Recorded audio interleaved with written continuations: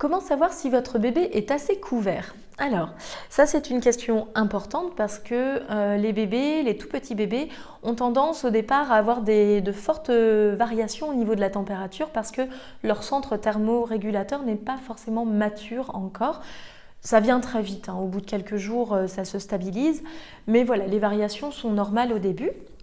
Alors, ne testez pas la température de votre bébé en touchant ses mains, ou le bout de son nez, ou ses pieds, parce que ce sont des endroits qui sont souvent frais chez les bébés, donc ça ne veut pas dire que votre bébé a froid.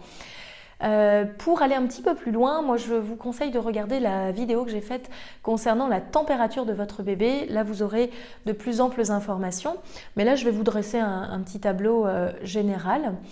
Si votre bébé vous semble calme, vous semble tonique, qu'il réclame régulièrement le sein, alors pas de souci, ne vous inquiétez pas, c'est sans doute qu'il va très bien. Une technique pour tester sa température sans thermomètre, c'est en touchant son cou. Là c'est pareil, je le détaille dans la vidéo concernant la prise de température de votre bébé, donc je vous conseille de la regarder. Sinon, de toute façon, vous pouvez tester avec un thermomètre et en sachant qu'une température normale chez un bébé, c'est entre 36,5 et 37,5. Quand vous êtes à la maison, donc après plusieurs jours, et si vous avez accouché à la maison, c'est pareil, au bout de quelques jours, moi je vous conseille de ne pas tester la température à chaque change, surtout si vous le faites au niveau de son anus, parce que ça reste quand même un geste un peu invasif, donc c'est pas la peine d'aller l'embêter à chaque fois que vous lui changez sa couche à ce niveau-là. Faites-vous confiance, observez votre bébé.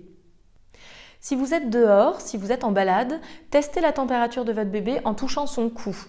Il faut savoir que souvent les mamans ont tendance à trop couvrir leur bébé et alors vous allez vous retrouver avec un bébé qui va pleurer, qui va être un petit peu rouge et ça souvent c'est signe que vous l'avez un peu trop couvert. Donc cette technique est intéressante, moi je trouve, à acquérir pour être sûr que vous ne l'avez pas trop couvert. Un bébé qui est un petit peu trop chaud va avoir tendance à réclamer à boire très très très souvent. Si vous lui donnez des biberons de lait en poudre, n'hésitez pas à lui donner des petits biberons d'eau dans ces cas-là. Mais si vous l'allaitez, alors vous remarquerez que vous le mettrez au sein à la demande de manière très très fréquente parce qu'en fait au début de la tétée, le lait est essentiellement composé d'eau et de sucre. Donc c'est vraiment le meilleur moyen pour lui de descendre sa température, de s'hydrater vraiment profondément.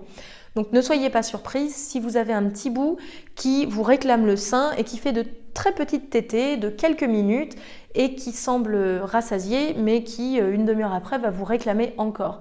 Si vous avez ça, testez sa température parce que vraiment ça peut être signe qu'il a trop chaud.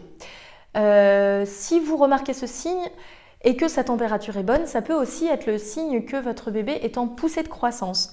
Alors, souvent, ça vient à peu près à partir de la troisième semaine et ensuite à 3 mois, puis à 6 mois généralement et puis à 9 mois. Voilà, il y a comme ça une règle de multiples de 3, donc c'est assez facile à se rappeler. Donc, si votre bébé vous demande le sein très très souvent et que sa température est bonne, faites le calcul, rappelez-vous quel âge il a. Et s'il est à peu près dans ces eaux-là, à peu près à 3 semaines, vous pouvez vous dire que ça va sans doute être ça. Et alors, attendez-vous à ce que pendant 1 ou 2 journées, votre bébé soit constamment au sein. Et c'est normal, c'est simplement pour augmenter votre production de lait. Voilà.